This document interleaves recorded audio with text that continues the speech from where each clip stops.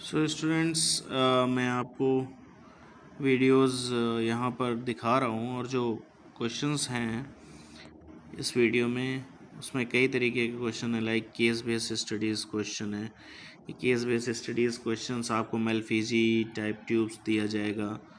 इसमें फ्रॉग के किस पार्ट को स्ट्रक्चर को मेल्फिजी ने फाइंड आउट किया था, कैपिलरीज हैं या जो भी आंसर्स हैं मोस्टली लाइकली जो हार्वे ने यहाँ पर आइडेंटिफाई किए हैं, कौन सी चीज़ ट्रू है।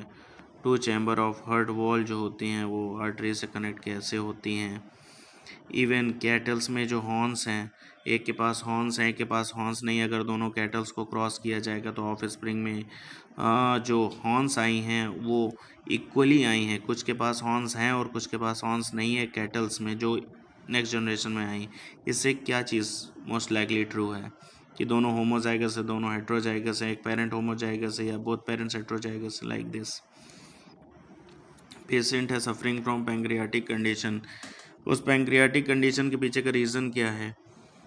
ये सारी चीज़ें डाइट्स हैं जो दी गई हैं। प्लांट्स रिसीव करता है एनर्जी सन से और यूटिलाइज करता है सेवरल प्रोसेस है। ये जो एनर्जी यूटिलाइज्ड हो रही है ये ट्रांसफ़र कैसे हो रही है नेक्स्ट ट्रॉपिक लेवल पे। या जो सेकंड क्वेश्चन है कि एक्शन जो फॉर्मेशन ऑफ ओजोन है वो कौन करता है, तो ऑब्वियसली बात है CFC। इवन असर्जन reason question variation survival advantage देता है और वेरिएशन इनकरेक्ट DNA कॉपिंग भी है।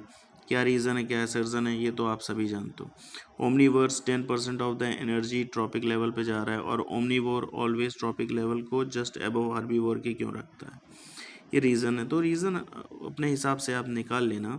इसके क्वेश्चंस के आंसर्स मैं डेफिनेटली पोस्ट करूँगा, लेकिन पर्टिकुलरली पार्ट पुट करूँगा मैं इसमें। रवि ने कल्टीवेट किया mustard plant with bisexual flower. उसका जो प्लांट था वो डिजीज़ और जीन से इफेक्ट था और उससे यील्ड उसकी रिड्यूस्ड हो गई। रवि ने रिमूव कर दिया स्टेमन डिजीज़ प्लांट का और प्लांट किया fresh disease plant, like this question. अब यहाँ पे ट्रॉपिक लेवल्स दिया गया है, लैंड और एक्वेटिक।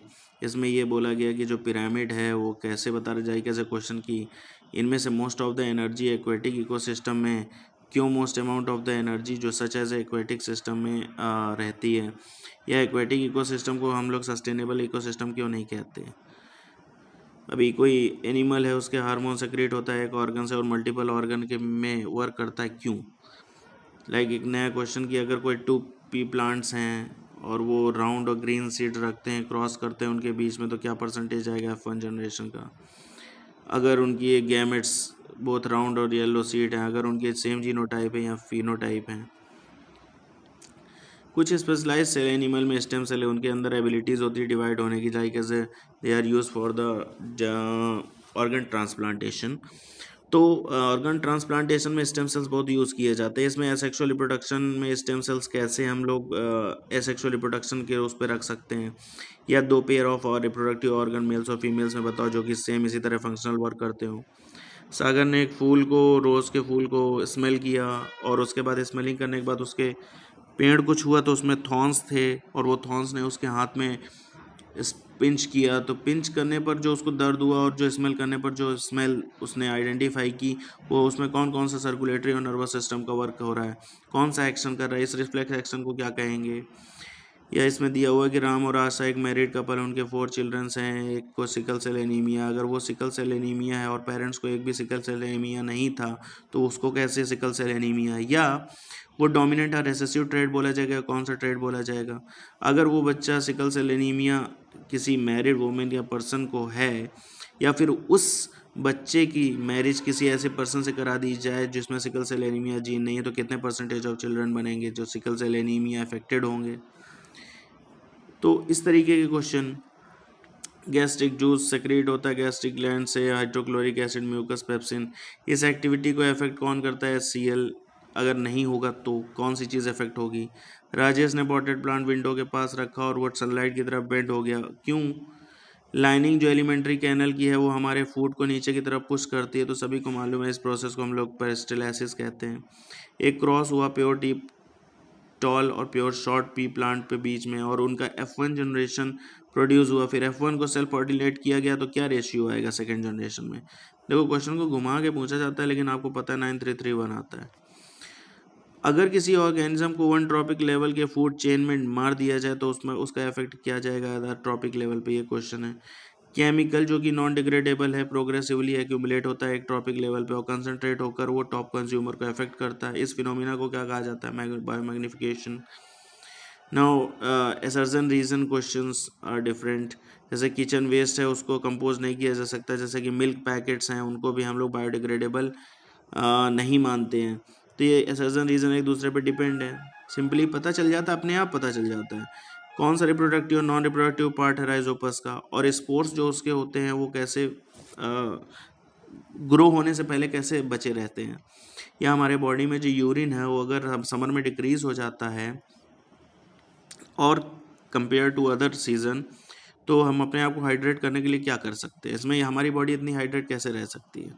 या फोर चैम्बर्ड हर्ट जो बर्ड्स एंड मैमल्स में होता है वो एडवांटेज क्या देता है? कुछ ऐसे रीजंस बताओ जो कि कॉन्ट्रासेप्टिव मेथड्स को जस्टिफाई करते हो कि उनका यूज़ सही है।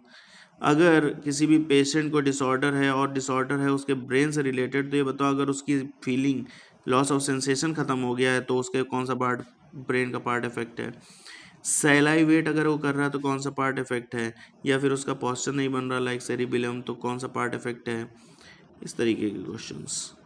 Now flow of energy of the food chain एक यूनिडायरेक्शनल है, तो ये आपको बताना है कि इस स्टेटमेंट से कि उसमें F1 और F2 जनरेशन जैसे आ गई कि राउंड सीड को हमने पी प्लांट के साथ क्रॉस करा दिया और व्रिंकल सीड और येलो सीड से, क्या प्रोजेनी एक्सपेक्टेड होगी F1 F2? इसको वीडियो को पॉज करके इजीली इसको आइडेंटिफाई करना, नोट करना और ट्राई करना। बाकी मैं प्रोसेस को एक साथ पुट करूँगा, आपको आंसर्स में दूंगा everything, but because of the everything answers here, I have to first of all collect the questions which are related to the similar type of the stage, and then I will have to be discussed in one of the video like as a cross का मैं एक video बनाऊंगा।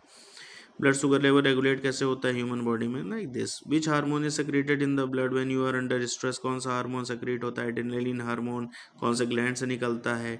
Adrenal gland से। या आप emergency situation में आपके body के साथ क्या होता है? Like this.